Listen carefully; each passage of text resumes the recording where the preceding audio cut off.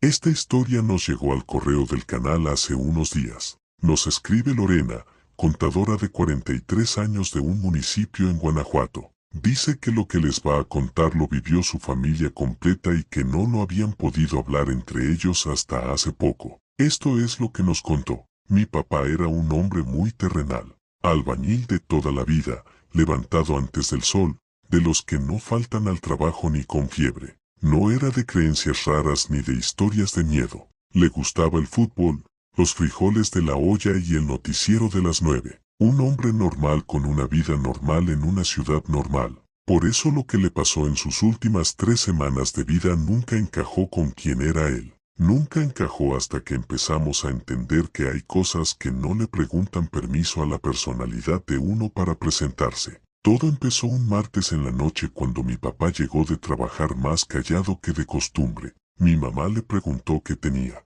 Le dijo que nada, que cansancio. Cenó poco y se fue a acostar temprano. Al día siguiente en el desayuno sí nos contó. Dijo que la noche anterior, caminando del paradero a la casa, había cruzado un perro negro en la calle. No era raro, en nuestro barrio hay perros sueltos de siempre. Pero este perro se había parado en medio de la calle y lo había mirado. No de la manera en que los perros miran, con curiosidad o con hambre o con miedo. Lo había mirado fijo, sin moverse, sin emitir ningún sonido, como si lo estuviera evaluando. Mi papá le había gritado que se quitara. El perro no se movió. Dio la vuelta por otra calle para evitarlo y llegó a la casa sin más incidentes. Mi mamá le dijo que probablemente era un perro de algún vecino, que ya mero lo encerraban. Mi papá asintió y se fue al trabajo. Nosotros nos olvidamos del asunto. La segunda noche fue diferente. El perro no estaba en la misma calle.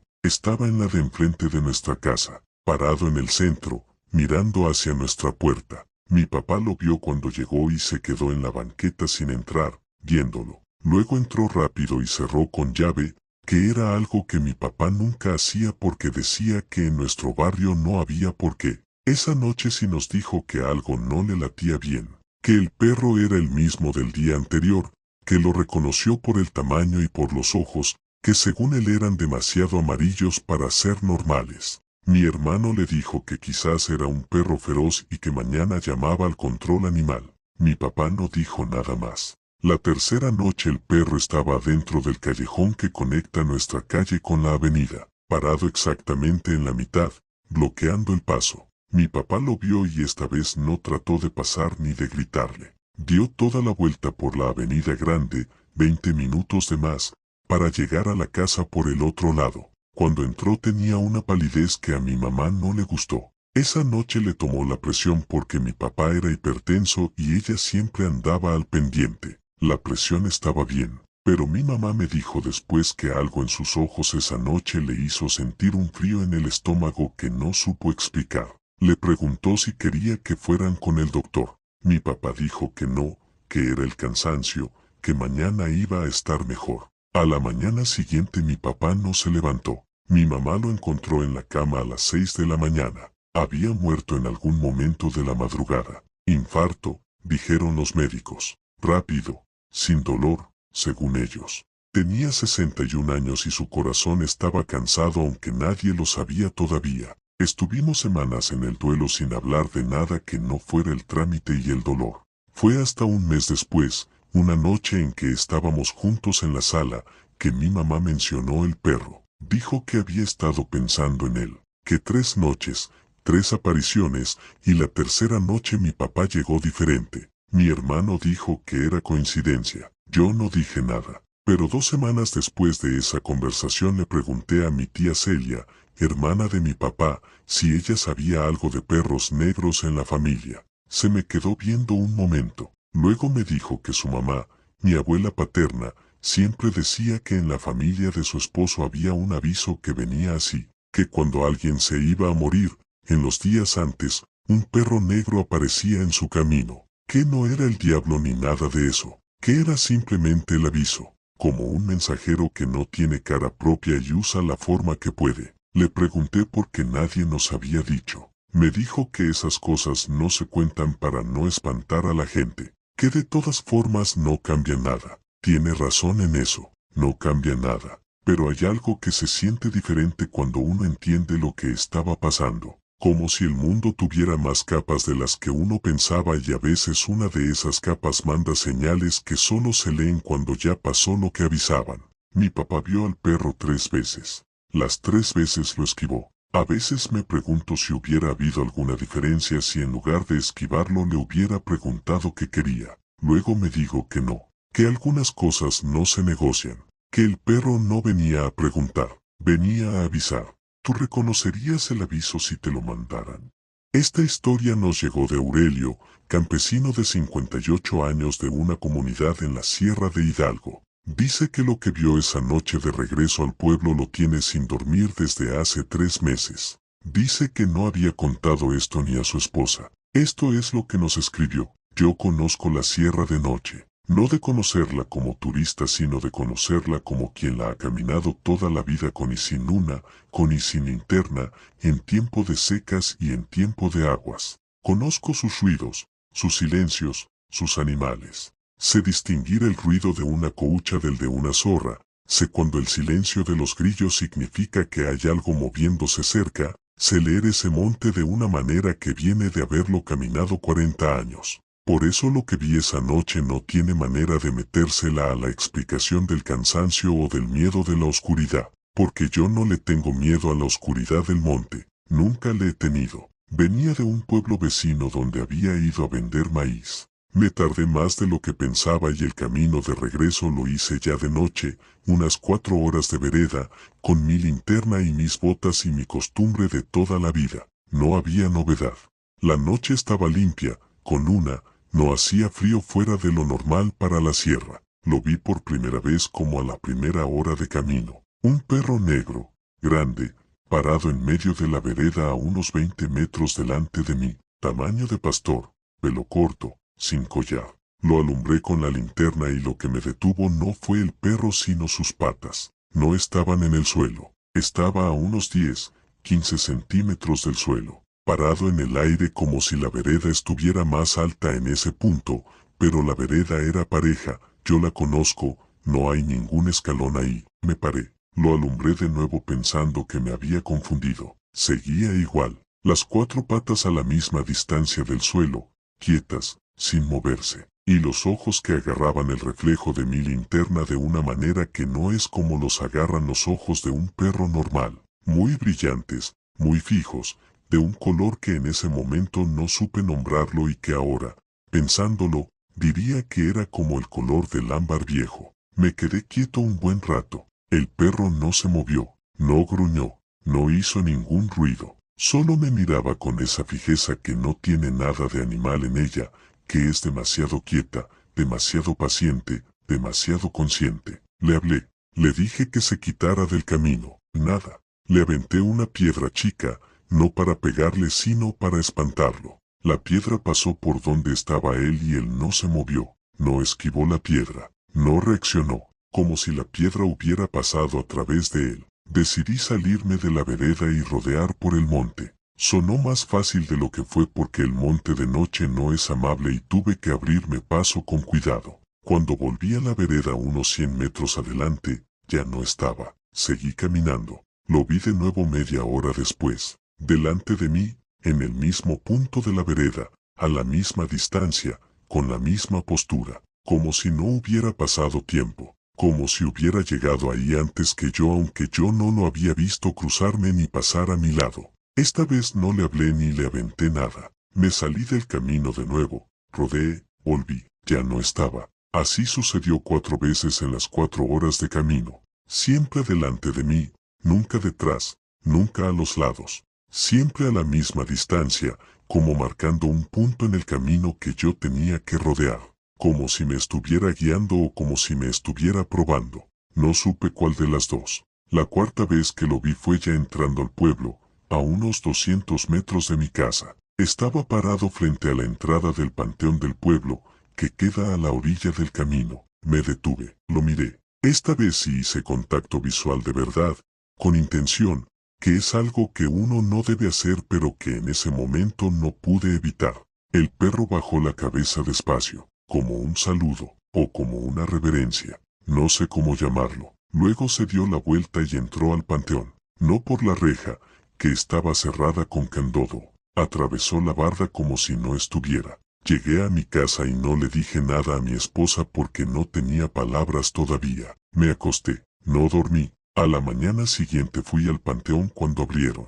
Caminé los pasillos. No sé qué buscaba. Encontré una tumba con tierra removida reciente. Sin flores, sin nombre todavía, sin lápida. La tumba de alguien que acababa de ser enterrado. Le pregunté al encargado quién era. Me dijo que un hombre del pueblo que había muerto 3 días antes. Un hombre que vivía en la calle por donde pasa la vereda que yo caminé esa noche. No sé qué significa eso. No sé si el perro venía de parte de ese hombre o venía de otra parte. No sé si me guiaba o me advertía o solo transitaba por el mismo camino que yo y yo fui el que le di más significado del que tenía. Lo que sí sé es que desde esa noche, cuando camino de noche por la vereda, alumbro el suelo antes de poner el pie, para asegurarme de que lo que está parado adelante de mí tiene las patas donde deben estar.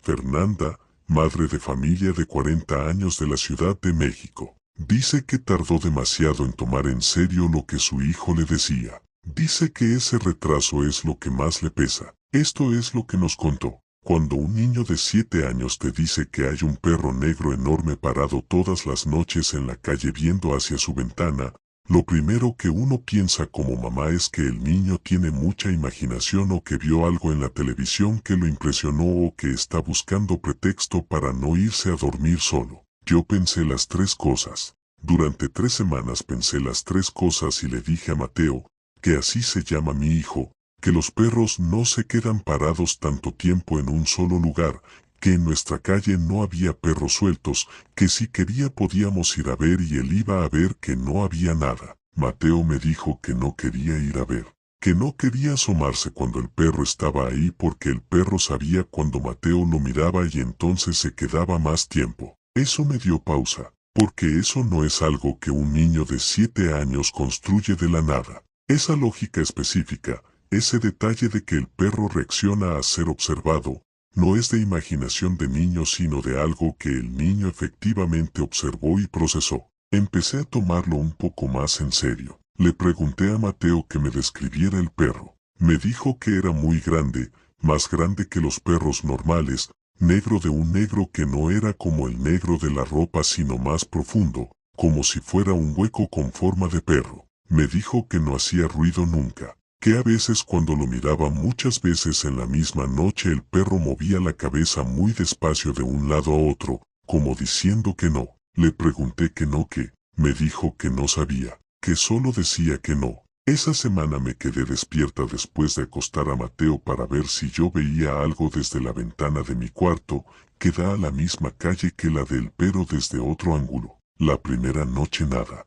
la segunda noche nada, la tercera noche, a las 11:15, vi algo en la calle. No voy a decir que era definitivamente un perro porque la luz no daba bien y yo quería tener cuidado con lo que concluía. Pero había algo en la calle, algo oscuro, quieto, del tamaño equivocado para ser un perro normal, parado con una postura que no era de animal descansando ni de animal al acecho. Era una postura de espera, de alguien que está esperando algo específico y sabe que puede esperar todo el tiempo que necesite. Duró ahí como 20 minutos. Luego no estaba. No me dormí esa noche. Al día siguiente llamé a mi mamá, no para contarle del perro sino para preguntarle algo que siempre había estado en el fondo de mi memoria sin que yo le hubiera dado mucha importancia. Le pregunté si recordaba que cuando yo era chica, como de la edad de Mateo, hubo algo raro en la calle de la casa donde vivíamos. Mi mamá tardó en contestar.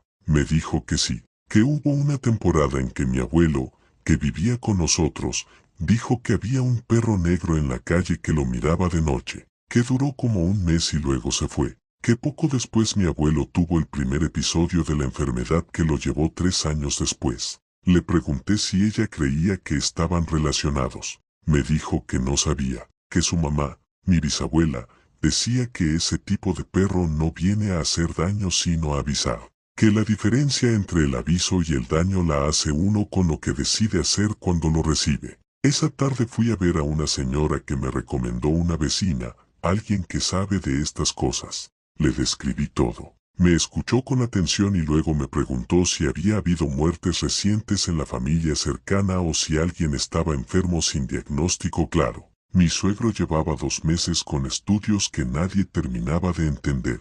La señora me dijo que hiciera ciertas cosas en la casa y en la ventana del cuarto de Mateo. Me las explicó con detalle. Las hice esa misma noche. El perro no apareció esa noche, ni la siguiente. Mateo me preguntó después de una semana si el perro ya se había ido. Le dije que sí, que ya se había ido. Me preguntó a dónde. Le dije que no sabía. Me dijo que esperaba que hubiera encontrado lo que buscaba. Eso me lo dijo un niño de 7 años y todavía no sé cómo procesarlo del todo. Mi suegro recibió su diagnóstico 3 semanas después. Tratable, agarrado a tiempo, con buen pronóstico. No sé si el perro y el diagnóstico están relacionados. No sé si lo que hice en la ventana ayudó o si las cosas simplemente siguieron su curso natural. Lo que sí sé es que Mateo duerme tranquilo, y que yo, cada noche antes de acostarme, me asomo a la calle un momento, solo para asegurarme. Tú le hubieras creído a tu hijo desde la primera noche.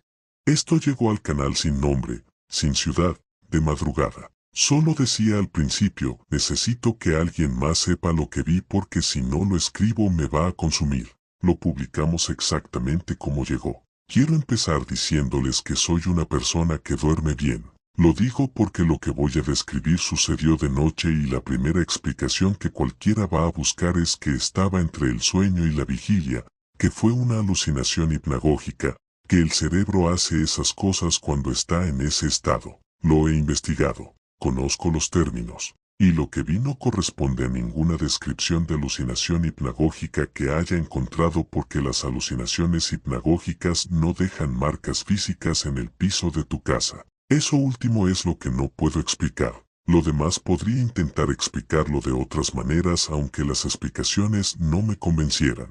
Pero las marcas no. Empecemos por el principio. Hace 6 semanas estaba pasando por una racha muy mala. No voy a dar detalles personales porque no son relevantes para lo que quiero contar. Solo diré que era el tipo de racha donde uno se pregunta cosas que no debería preguntarse y donde las noches se sienten más largas que los días de una manera que los que han estado ahí reconocen sin que yo tenga que explicarlo más. Una noche, serían las 2 de la mañana, escuché algo en la calle, no un ruido fuerte, un rasguño, suave, repetido, como uñas sobre superficie dura. Venía de la puerta de enfrente. Me levanté, me asomé por la mirile. En mi portal, sentado frente a mi puerta, había un perro negro enorme. La cabeza gacha, las patas delanteras extendidas, el cuerpo quieto salvo por esa pata delantera que rasguñaba el suelo de manera rítmica, constante, con una paciencia que era lo primero que me resultó fuera de lugar porque los perros no tienen esa clase de paciencia. Lo observé por la mirile sin saber qué hacer.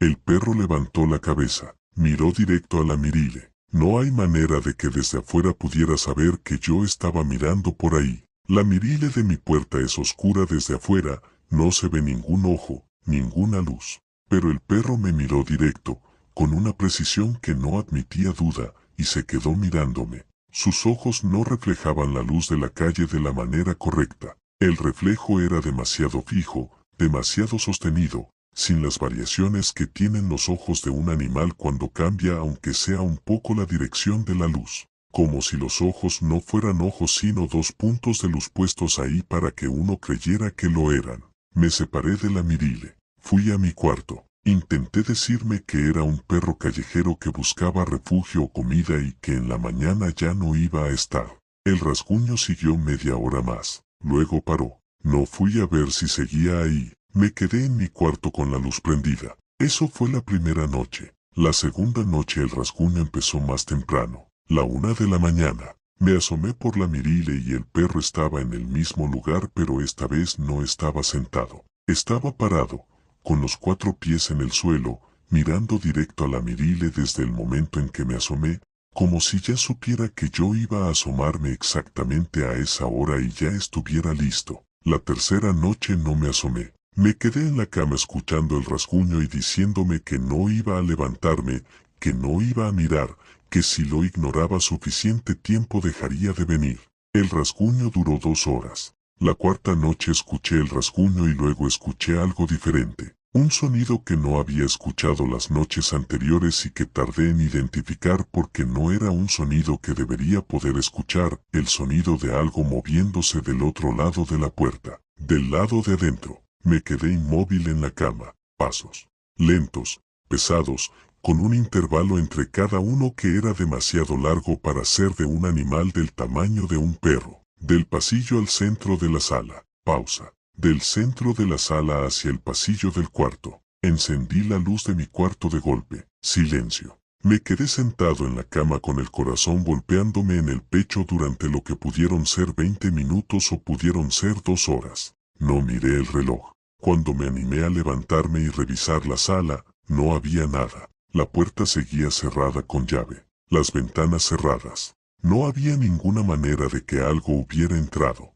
Pero en el piso de la sala, desde la puerta hasta el pasillo de mi cuarto, había marcas, huellas. No eran perfectas. No eran el molde limpio de una pata de perro. Eran manchas oscuras, irregulares, del tamaño aproximado de una pata grande, espaciadas de manera que correspondía a los pasos que yo había escuchado. 4 huellas, una tras otra en línea recta desde la puerta hasta el inicio del pasillo. Las fotografié. Las tiene mi teléfono. No las he borrado porque son la única prueba de que no me volví loco esa noche. Las limpié con todo lo que encontré. Desaparecieron físicamente, pero el piso en esos puntos quedó diferente, más opaco, como si algo hubiera quitado el brillo de la superficie de una manera que el trapear no puede causar. Ese día llamé a mi hermano y le dije que necesitaba no estar solo. Vino esa tarde. No le conté nada todavía. Solo le dije que andaba mal y que quería compañía. Mi hermano se quedó una semana. El rasguño no volvió mientras él estuvo. Cuando se fue, la primera noche solo, no hubo rasguño, ni la segunda, ni la tercera. Han pasado 6 semanas desde esa cuarta noche y el perro no ha vuelto. Pero hay 2 cosas que no se me quitan. La primera es que desde esa semana ya no me pregunto las cosas que me preguntaba antes. No sé si eso tiene que ver con el perro o si fue la visita de mi hermano o si simplemente el tiempo hizo lo que hace. Pero esas preguntas oscuras que me visitaban de noche ya no llegan con la misma insistencia. Es como si algo se hubiera resuelto o algo se hubiera ido. La segunda cosa es que a veces, muy de vez en cuando camino descalzo por la sala, en los 4 puntos donde estaban las huellas el piso se siente diferente bajo mis pies. No frío. No caliente, diferente de una manera que no tiene adjetivo correcto en ningún idioma que yo hable. No sé qué entró esa noche. No sé si vino a llevarme algo o a dejar algo o simplemente avisarme de algo que yo necesitaba recibir de esa manera porque de ninguna otra hubiera prestado atención. Lo que sí sé es que las marcas en el piso existieron, y que el piso todavía las recuerda aunque yo ya no las vea. Después de leer esto, ¿tú abrirías la puerta si escucharas ese rasguño?